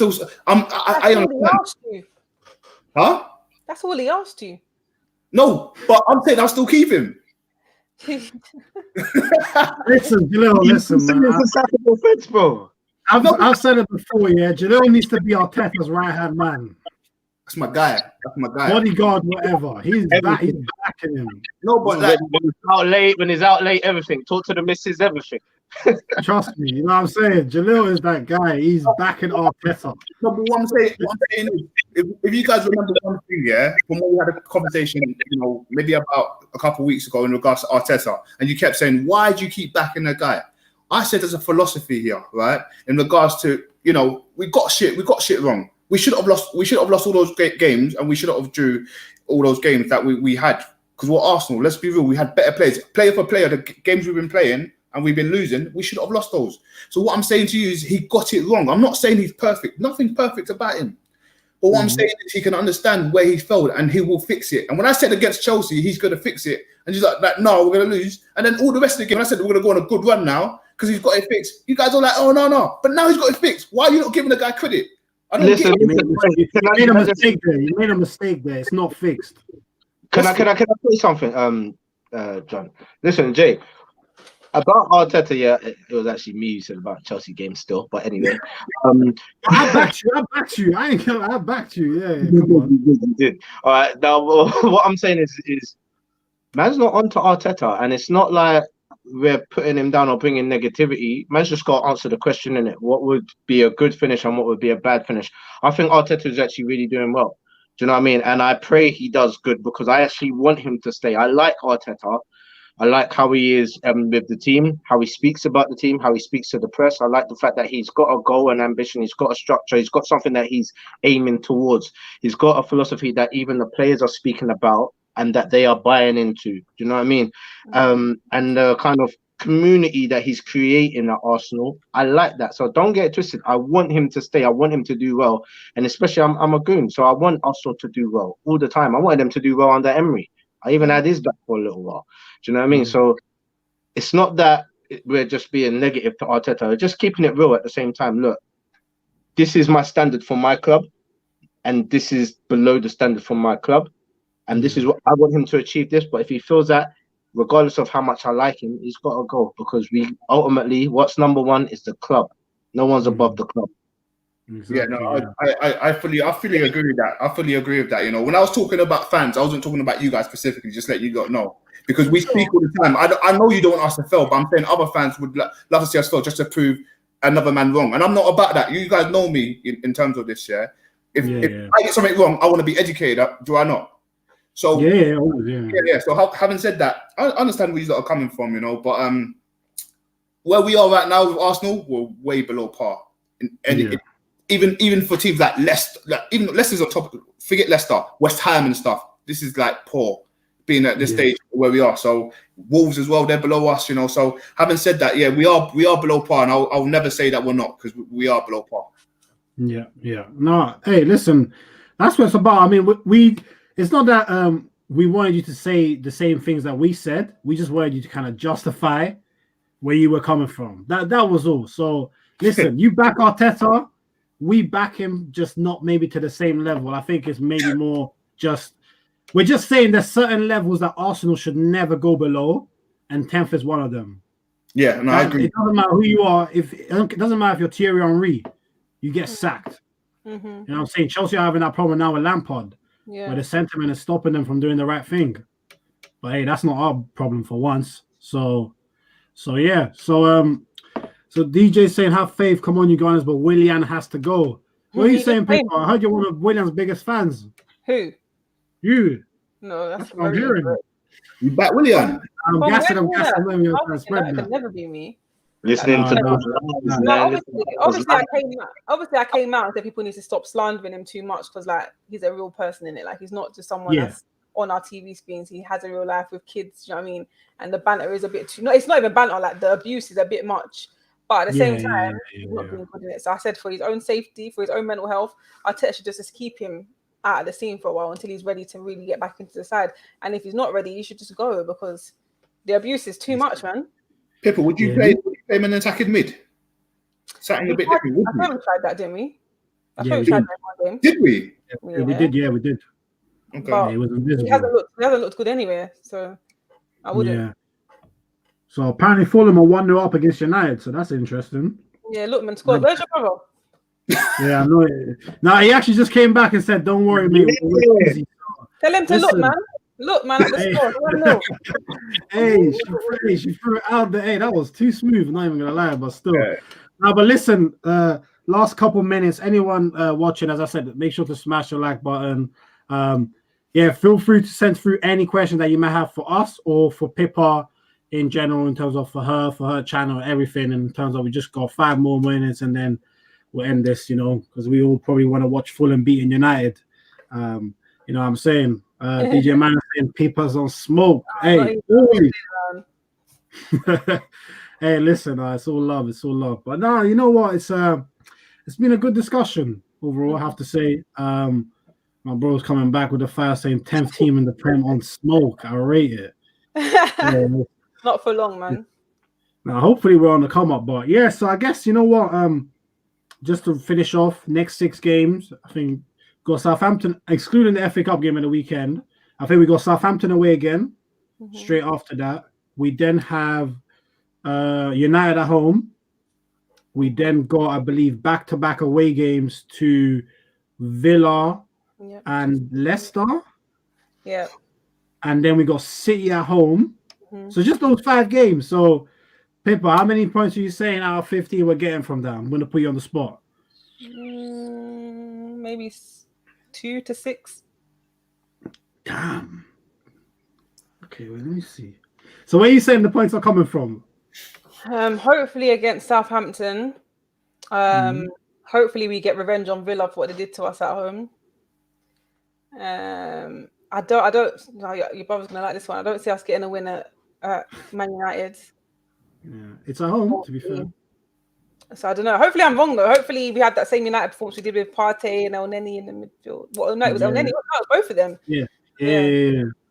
Okay, so you're saying 2 to 6 points out of 15. Okay.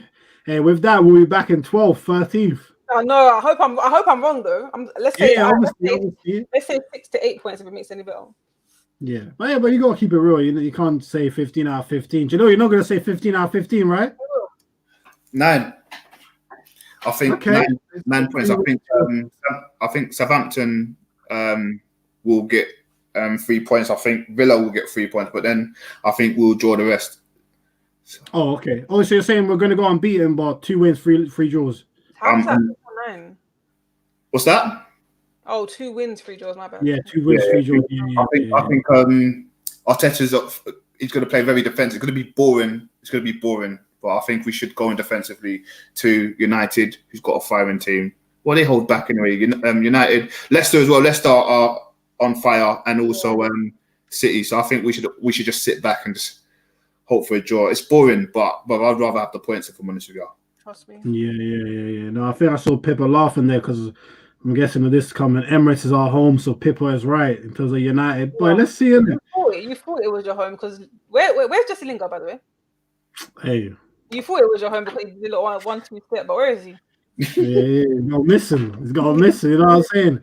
Rashford, Rashford, you saying? Man, I almost called you Rashford there. What am I doing? Yeah, go on. You wouldn't be the first, bro. So obviously last time I thought we'd get no points. No. I said 3 points, isn't it? I said that I thought we'd beat Chelsea. So I'm gonna do a bit better this time. I think we're gonna get 5 points. I think we're gonna draw with Villa. I think we're going to draw with Southampton, and I think we're going to beat United, and we're going to lose to Leicester and lose to City. Okay, so you're putting it on record now with being United, yeah? Look, you know what I think about us playing against big teams that we can actually topple. I think Arteta does a good job against them. Do you know what I mean? So, like I said, United are playing very well, but when they're up against a tactician, who they gonna call? Well, Ollie. They ain't gonna call Ollie. So we've got to kind of rely on the whole team to kind of get it together. Do you know what I'm saying? So I think that's where we can get our win. I think Villa and Southampton will be solid. Very hard for us to break down and beat right now. And I just think City with the form. Look, oh yeah, I want to change my mind. Yeah, I think City are going to win the league. That's it. Yeah. Okay. Oh, here we go. I think City are going to win the league. The amount of games they got in hand, and I like the way they're playing right now. Yeah, I think it's this. Yeah, we're not beating City, and as much as I hate to say it, because I think we can body Leicester, I just don't think we're going to do it. I think we're going to lose. No, yeah. I think 5 points is fair, to be fair. I think the draw of Southampton is possible. Even Villa will be tough away, but maybe we can get a draw there. And then you're banking that maybe we can get one win at home. But again, the home games are against United and City. So if you want me to be really skeptical, I'm going to go with 3 points the next 15. But I mean, yeah, hopefully we can do better than our expectations. You know what I mean? So that's starting back to where we was before. If you're that's going hopefully back. You can prove us wrong.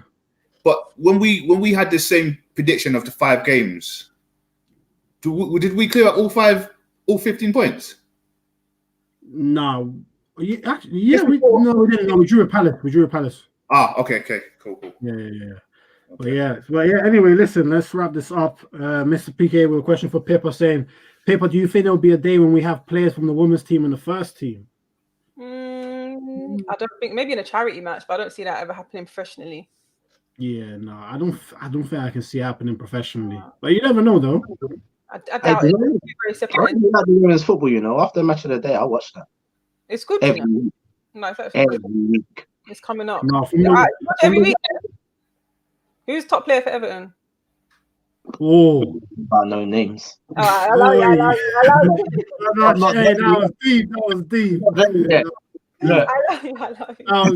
Hey, Pippa, how you calling my like that? You're gonna get people now. They're gonna be like, "Why are you watching the game, bro?"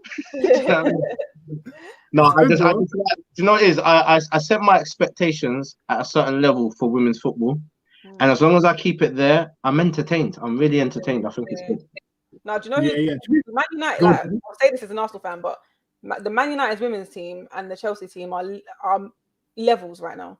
And the United team really well considering what they've only been around 2 years? Yeah, 3 years? Like 2 seasons.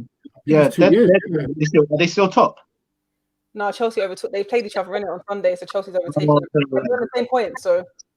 It's actually mad. United never had a women's team before. You know? I know. And now they never had a women's team. It's mad, but we always knew United being a big club. The moment they started the women's team, we always knew it was going to be a good team. Obviously, people would just go there, innit? Yeah.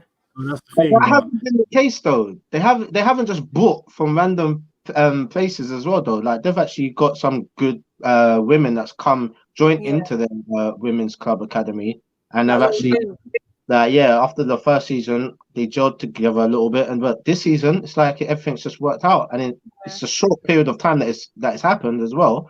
It's very shocking. Players from USA though that won the World Cup last year. Yeah. And she's a brilliant player as well. Even her, she comes on a sub a lot of the time. Yeah, you know one of them does. Yeah. No, that's all good. But yeah, no. To be fair, I think I started watching women's football at the 2018 World Cup, and it was pretty good. To be fair, the quality is good. Are you there? Yeah. Yeah, it was amazing. That's the first ever World Cup I've ever been to. Men's one's still on my bucket list, but that World Cup was actually it beat my standards for what I thought it would be. Really? Yeah. Where was it again? In France. Oh yeah, France. Yeah, it was really good, man. No, that was good. USA were just wiping the floor of everyone, to be honest with you. Yeah, that's because they're athletes, though, isn't it? Yeah, proper. Oh, they're athletes. It was the other team. It was an Asian team. Oh yeah. Japan. Was it Japan? Japan as well, isn't it? There was one team they beat like 30-0. I thought it was Japan. I could be wrong, you know. Jeez, 13. Yeah, it was mad. Yikes. And DJ here asking Pippa, what would you want in terms of signings next summer? So go on, give me your number one signing. Next summer, because I don't think it's going to happen in January, but I do think it's going to happen. Basuma in summer. And I actually don't know, I haven't thought about it too much. But I know Basuma will definitely, I think that's a signing that we'll be looking for because there'll be players leaving.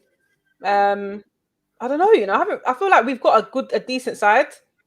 Obviously, we need replacement, like a backup goalkeeper in that, but I haven't got anyone like on my list that I think will just come like that.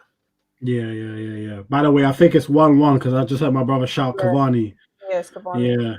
Yeah, it's Cavani. So yeah, it's a bit mad. Okay, Basuma, that's a great shot. Jalil Rash, what would you guys say if your number one dream summer signing? You guys agree, Basuma? Yeah, I'll take Basuma. I mean, just looking off we had the free transfers before. There's a lot of talent there, and I still want Genie from Liverpool. To be fair, if we can get him, I'll be gassed, and I'd prefer him. I'd prefer him over Basuma at the moment, if I'm honest. But if we get Basuma, I'm laughing. Who did you say? Sorry, from Liverpool? Genie, Wijnaldum. Oh, okay. Yeah. I think he's gonna go Barca though. Yeah, same. I do as well. But you're not hoping it. Yeah, true. I think the keeper is something that we should sort out in January right now. Something we need to do right now. Summer, I still want OR, but I still want OR. Okay. I think Basuma is a good shout. I wouldn't mind Lamptey as well. Lamptey's a good shout. He just signed a He literally just signed the other day. Yeah, I know, but they do that when they know they're gonna leave. Yeah. I know it doesn't work, you know what I'm saying? So he's just trying to get a little bit more money from this guy. But I'll be happy with those signings.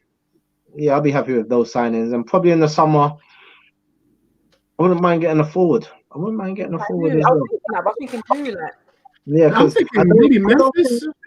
No, do you know what's matter? I don't think Lacker's gonna sign. Memphis is not bad, he's pretty good. I think Lacker's gonna come. You think what? I think Lacker's gone as well. Oh, you think, yeah? I don't think he wants to go in the summer, but I don't feel like.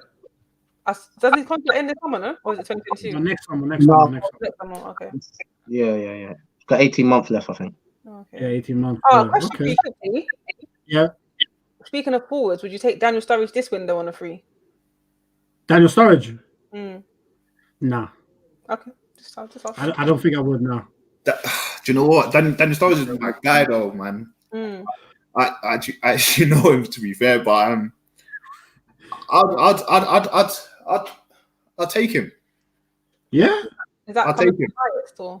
No, do you know what? We I think even when somebody was at Liverpool, and I think he went Turkey. I don't know if he done too well in Turkey, to be fair, but I've always liked him playing, to be fair, especially at Liverpool and stuff. He's always looked the part. I'd take him, but I wouldn't take him and then drop out Laka, if that makes sense. I would take him as a choice over Eddie. I'm thinking I would take him if Eddie was to go somewhere, because apparently he's supposed to be going West Ham this January. So if Eddie was the backup striker, I would take him. Yeah, same. Please. I mean, if we can get 15-20 mil for Eddie, that would be a great deal. I think he's had his chance. I think it's a loan, maybe. It's a loan? Oh, man. I don't know, man. I actually don't know nothing. It's a loan. It's a loan until end of the season. Damn. Well, hopefully I'm so glad, but how my mind's changed on Eddie. I think he's really got to go, He has to. I like Eddie. Like I said, I really like Eddie in it, but he's just not showing me enough. He's not showing me enough that makes me think I want you to stay at the club over someone else coming in. He's not doing it. He ain't doing enough. He only gets 10 minutes, to be fair. Yeah. No, but when he started, he hasn't done enough. He started a couple games, man. And remember earlier on in the season, he was getting a few games, and there was even a game where he was already on, and Laka didn't even feature, and he was on the bench. Do you know what I mean? So he's been given that opportunity, just like Sonogos was given an opportunity as well. But obviously, he's done a bit better than Sonogos, but he's just not doing enough. I already said it in the last thing that we spoke about. Anyway, I think he kind of needs to cut to give Balogun a chance, to be honest. Yeah. And that, you know what? It's good you mentioned that, because that's my only problem with Pippa's suggestion on Sturridge is I'd almost rather just see what Balogun can do. Yeah, you know, I feel like Balogun would like to stay. So, you know, I don't know. I feel like Balogun's one we might come to regret. I'm not saying Gnabry level, but yeah, it's one to watch out for. I think if we can somehow keep a buyback clause in there, I think that's something we should look into doing. I guess let me throw it back to you then, Pippa. You say Sturridge over someone like Diego Costa? Because he's on a free. Yeah, that's a good point, actually. I mean, I would probably prefer Costa out of the two, but they're both good free options to have. I don't think Costa would fight the way he used to fight for Arsenal. He's always a fighter, man. He always fights. He won't do that for Arsenal. Yeah. I don't think he would, and plus he's getting like old now. Costa, like I would choose Sturridge over Costa, but Sturridge, Wilshere, glass ankles, they any different? You know what I mean? They're always injured. Would you really want to put someone on the wage bill unless it's a pay-as-you-play kind of way, kind of thing going on? You know what I mean? If we had him on those kind of conditions, then maybe. But I'd never say, all right, we're signing you till the end of the season. No, because in reality, he'll just be stealing and living, because I know he'll just trip over at training and we won't see him. Yeah, that's the thing. He's very injury prone. That is the problem with him. So, no, I hear that. Jalil, anything final from you? Yeah, I don't know what Rash was saying in regards to glass ankles. I agree, man. Love Sturridge, but he was injured quite a lot. And Costa, I think Costa's still a fighter. I watched his last game for Atletico, and he still won crud at his age. You know, he's still. Do you know what? It's just that fighting spirit up top. I mean, at first, when you asked me this question a couple of weeks ago when he got released, would you take him? I was like, nah, man, no. I don't want another.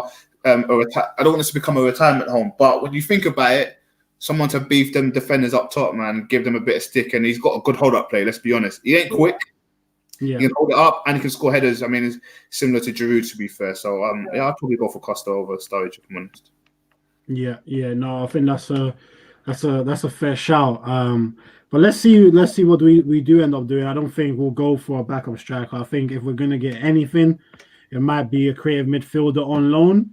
But I think that's more in hope than expectation. But anyway, listen, it's probably time to wrap things up. Listen, it's been a great show. Really enjoyed it. Some good topics, some good back and forths. It's good to see the different opinions, you know. We started off on the right foot, starting with Aubameyang. That was perfect, you know what I mean? So once again from all of us, much thanks to you, Pippa, for blessing us, for coming on, giving us your time. Much love, much appreciated. To anyone that's watching, as I said, make sure to smash the like button. Also, Pippa's YouTube channel is in the description, so make sure to check it out. Check out her channel as well. Go and subscribe there. And guys, if there's Pippa, if there's nothing else to be said, then hey, time to cut and watch United. Yeah, I'm literally watching the game. But thank you for having me on. I really enjoyed it, guys, man. No, thanks for coming on. Thanks for coming on. Bless everyone. Take care.